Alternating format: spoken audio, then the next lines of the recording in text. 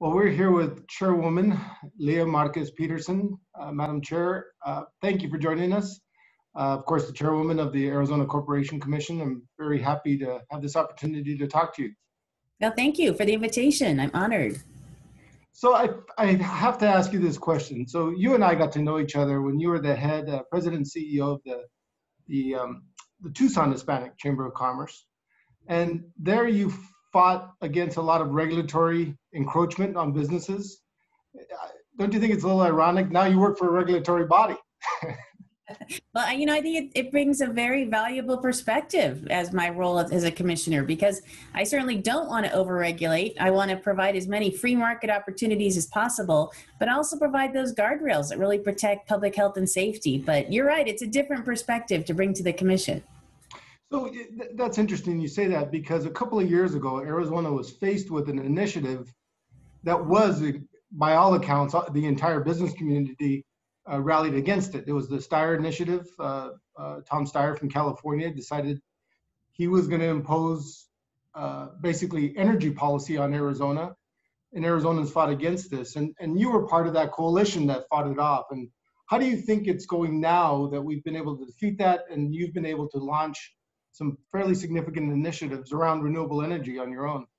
I shouldn't say on your own, with the help of a lot of folks. Fellow commissioners. Yeah, it's good that you bring that up. That was Prop 127. And I advocated against that pretty vehemently as a small business advocate, as a chamber president, because it would have put like 100% renewable energy standards on Arizona's ratepayers in a very short period of time, and would not have allowed any flexibility because it was a citizen initiative. So Arizona thankfully resoundingly defeated it.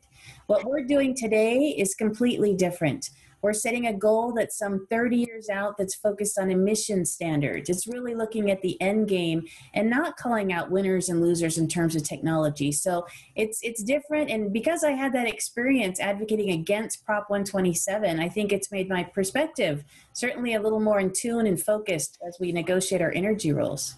Do you think that's why you're seeing a lot of our utility companies voluntarily starting to move in this direction, because they feel that there's a better path forward without being having the threat of that very overly burdensome corporation commission standards that might really affect their ability to do this in the future?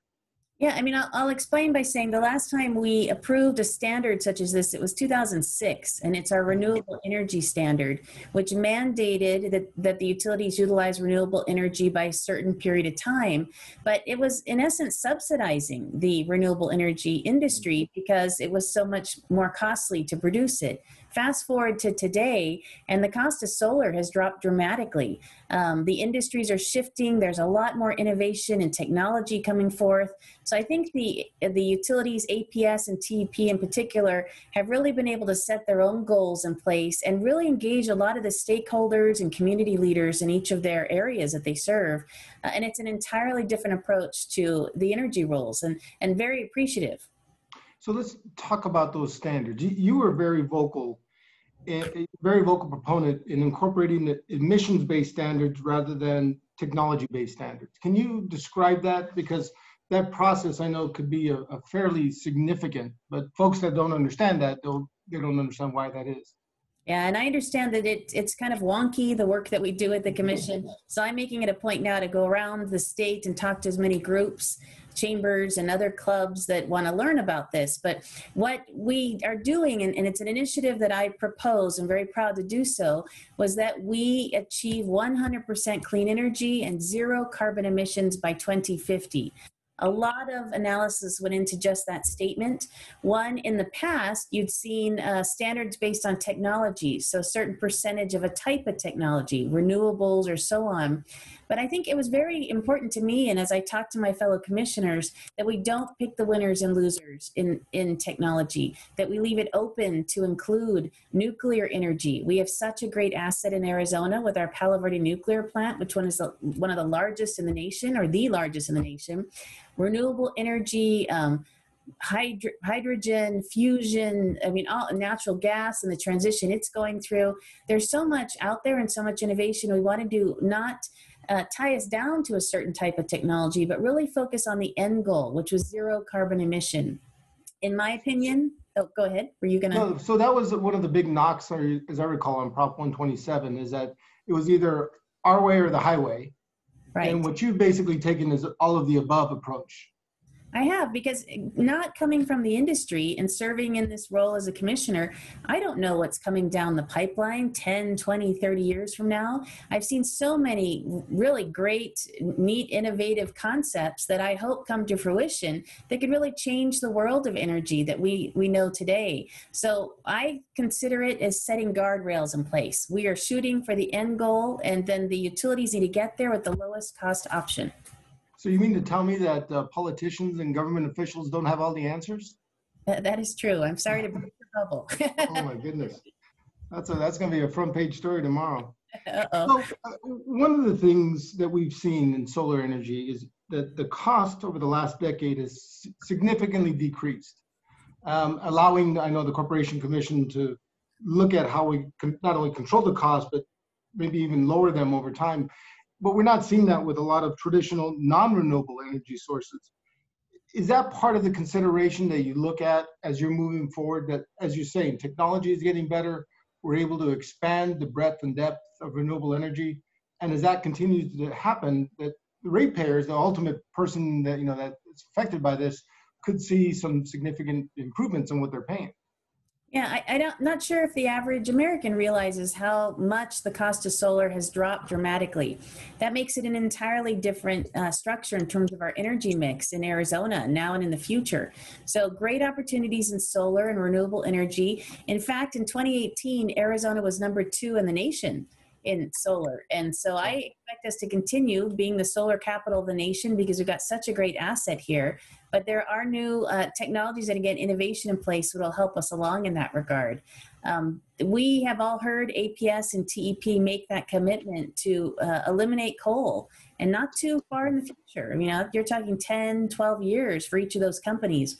So we're going to have a coal impact to communities. That's something else we are tackling and talking about and at the commission. And we're also looking to what future industries might look like and what we can attract to Arizona. We are hearing from companies across the nation as they look to relocate that they're looking for states that have embraced 100% clean energy. So I think this is an important economic development move for Arizona in addition. You've taken a very, more than I've seen in a long time, but a very strong relationship building approach with our business community. Do you think that that's important for your work and to be ultimately successful? I know, you have people like Glenn Hammer, who unfortunately is leaving our state, but has been a tremendous fan of yours. I know Todd Sanders from the Greater Phoenix Chamber, same way. Neil Giuliano with Greater Phoenix Leadership. But it seems as though that doesn't happen by accident, that you've been working that angle very strongly. What I know, and as a former chamber president, I realize that elected officials at all levels are making decisions that impact every one of our families and our businesses. So we need now, as an elected official, we need to hear from our constituents in all different perspectives. I noticed early on that we had a number of stakeholders that spoke to us at the commission, but I rarely saw anyone representing the small business community. I didn't often hear from tribal communities and some of the rural communities. So I made a point to reach out myself. I'm the only commissioner not based in Maricopa County. And I think that brings an interesting viewpoint of some of the different rules and policies that we're tackling. So I have been sending communications out to chamber presidents. I've met with the Intertribal Council. I've traveled around, even during the pandemic, with a mask on, of course, to meet with rural community leaders to make sure I'm hearing from them. Because beyond electricity, we regulate more than 300 water companies in the state, and most of them are rural, and wastewater and gas and railroad and pipeline safety and all these different issues that really impact folks in every corner of the state.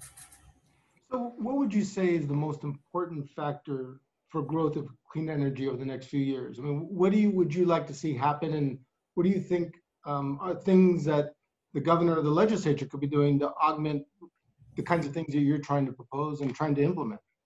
Well, as you know, and probably many watching this video know, we're in the bit of a battle right now with the state legislature, unfortunately. As a commission, we've taken a neutral stance on the bills that are pending, where the state legislature has questioned our authority. And I'm not an attorney, so in my perspective, I think this will be settled by the courts eventually. But I would like to see all of our leadership throughout the state really, support an emission-based standard in the state of Arizona, and to put that out there as almost an economic development slogan that we are committed to this. We're also committed to affordability. I've heard from thousands of families during this pandemic how challenging things are financially. I have so many friends and know folks that own small businesses that just haven't recovered, as you probably do also. So we need affordability top of mind, and then we need to be focusing on clean energy and zero carbon emissions. It'd be great to have the state legislature, the governor's office, all the local leaders all support that effort.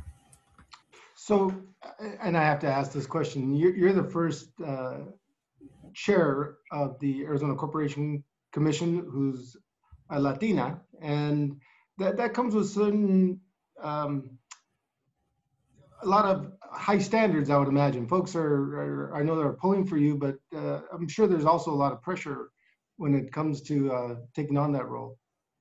It's interesting. As I won the election, I was so thankful to do so, because it's hard to win when you're not from Maricopa County. Typically, you really have to work throughout the state, and add a pandemic on top of that, and it was a little crazy. But upon getting elected, I started campaigning for chair. I had been there about a year and a half, and I thought there were certain things I'd seen in that year and a half I'd like to improve. Our relationship with the state legislature, improvement and process improvements and lining, some of the different work we do related to the 70 to 80 rate cases we see a year internally. I thought we could do more related to public transparency and communication. Most people I know do not know what the commission does, and trying to really help promote that. So, I campaigned for this, and I realized that also on a 5-member board, I might often end up in that swing seat. So I thought this is the right place to be. Having run the Tucson Hispanic Chamber, I think really resonated with me how important it was to do outreach. I wasn't going to, and I don't plan to be passive and just sit here and wait for people to come to me.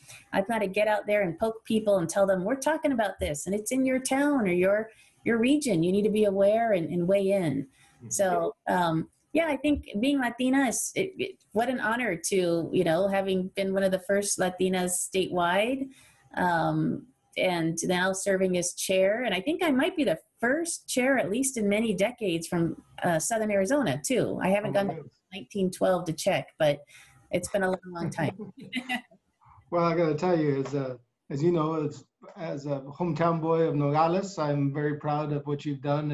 And I do know that the business community has been very, very appreciative of your efforts, because I think having that connection and looking forward to really looking at economic development and growth, and at the same time recognizing what we need to do to protect our environment can go hand in hand. And unfortunately, over the years, it's always been in conflict with one another. But now it seems as though you're putting a path where that could be achievable, but Arizona could make sure that we're going to have the kinds of jobs and quality of life that we need to have.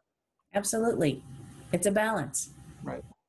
Well, Madam Chair, thank you so much for your time. Appreciate all you're doing for this great state, and appreciate all your efforts.